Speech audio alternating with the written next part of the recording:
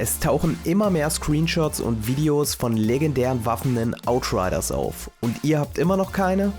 Dann zeige ich euch heute, wie ihr am effektivsten an den heiß begehrten legendären Loot kommt.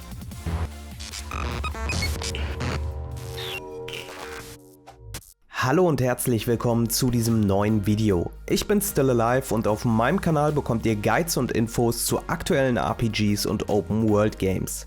Außerdem gibt es auf dem Channel regelmäßige Livestreams, lasst mir also gerne ein Abo da und aktiviert die Glocke, dann erhaltet ihr eine Benachrichtigung, wenn ich das nächste Mal live bin und verpasst keine Videos mehr.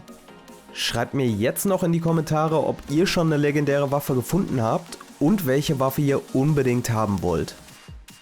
Ich zeige euch heute 3 verschiedene Methoden, wie ihr Legendaries effektiv farmen könnt, und als kleinen Bonus gibt es später noch einen Trick, wie ihr von den Händlern die besten Items bekommt. Bleibt also bis zum Ende dran, es lohnt sich. Und wenn ihr euch jetzt gerade fragt, wofür ihr in einer Demo farmen solltet, kann ich euch das beantworten. Ihr könnt zum Release des Spiels euren Fortschritt übertragen und somit auch alle legendären Waffen mitnehmen. Außerdem könnt ihr diese später auch im Level steigern und sie somit langfristig nutzen. Ihr solltet für alle Methoden einen Charakter auf Stufe 7 haben und die Main Story der Demo durchgespielt haben. Außerdem solltet ihr auf World Tier 5 spielen, da sich auf diesem Rang die Drop-Chance von legendären Gegenständen um 25% erhöht und die Items auf Stufe 9 droppen. Die erste Methode ist wohl eine der effektivsten, aber gleichzeitig wohl auch die langweiligste von allen. Wählt in der Lobby den Storypunkt Kämpfe gegen den Veränderten am Turm aus.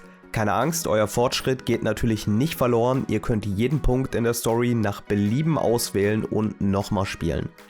Lauft jetzt ein Stück geradeaus und biegt dann rechts ab. Dort findet ihr eine Truhe. Wenn ihr die gelootet habt, dreht ihr wieder um und lauft auf die Wiese, die sich vor dem Turm befindet. Auf einer Anhöhe findet ihr eine weitere Truhe. Jetzt geht ihr den Weg nach unten, haltet euch rechts und lauft durch das Wasser, wo ihr Truhe Nummer 3 findet. Danach begebt ihr euch zurück in die Lobby, wählt wieder den Storypunkt aus und resettet damit die Kisten. Das könnt ihr jetzt unbegrenzt oft wiederholen und so pro Stunde ca. 120 Kisten looten, wenn ihr nicht zwischendurch einschlaft. Macht euch also am besten nebenher eine Serie an oder guckt eurer Waschmaschine beim Waschen zu, weil selbst das interessanter ist. Etwas spannender ist da schon die zweite Methode und deshalb auch beliebter. Wählt in der Lobby den letzten Storypunkt aus und nehmt von Shira Gutman die Mission Wackeliger Boden an. Reist dann zur Kreuzung und springt über die Brücke, um die Mission zu starten. Nachdem ihr den ersten Abschnitt gecleart habt, findet ihr eine Truhe, die ihr looten könnt, und eine Barrikade. Durchbrecht die Barrikade und lauft über die Brücke und haltet euch rechts. Aus einer Tür kommt jetzt ein Captain. Diesen tötet ihr schnellstmöglich, lootet die Gegenstände, die ihr droppt, und lasst euch dann selbst töten. Das Ganze wiederholt ihr jetzt so lange, bis ihr euer Legendary bekommt.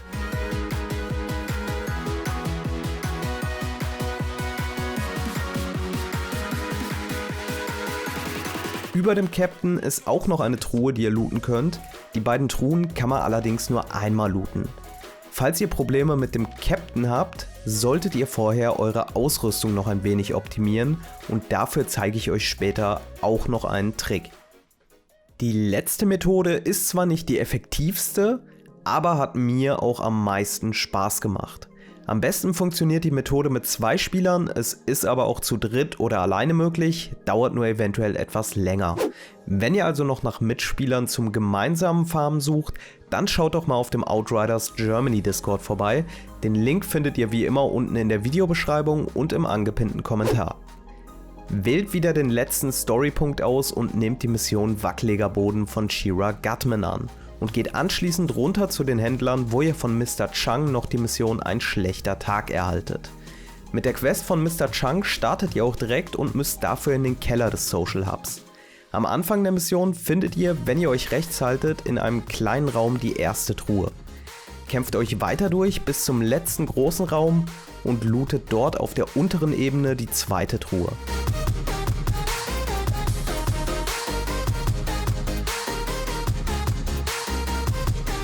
Nun könnt ihr die Mission abschließen, indem ihr Barkas Versteck betretet, wo auch schon die 3. Truhe auf euch wartet. Von dort aus reist ihr weiter zum Schnellreisepunkt Kreuzung und sprecht dort mit Audrey Storm, von der ihr die Nebenmission Revanche erhaltet, und geht anschließend durch die Tür links neben ihr. Nachdem ihr alle Gegner im ersten Areal der Mission getötet habt, findet ihr oben in den Ruinen auf der linken Seite Truhe Nummer 4.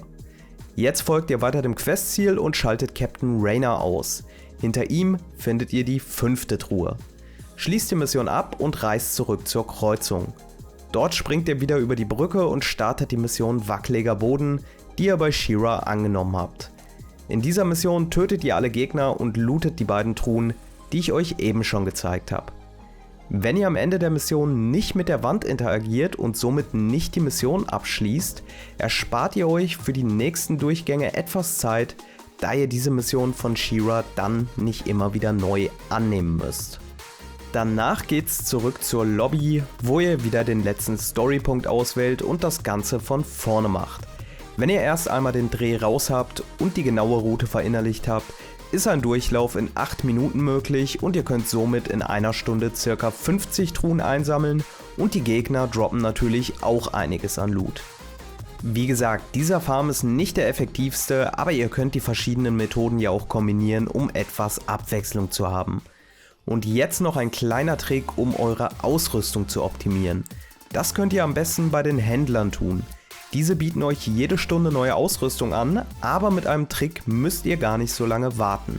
Ihr könnt einfach eure Systemzeit am PC eine Stunde vorstellen und damit das Inventar der Händler ändern.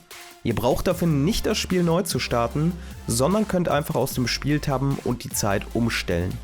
Wenn ihr eure Zeit allerdings wieder zurückstellt, verschwinden Teile eures Interfaces und ihr müsst euer Spiel neu starten, was nur mit Alt und F4 funktioniert.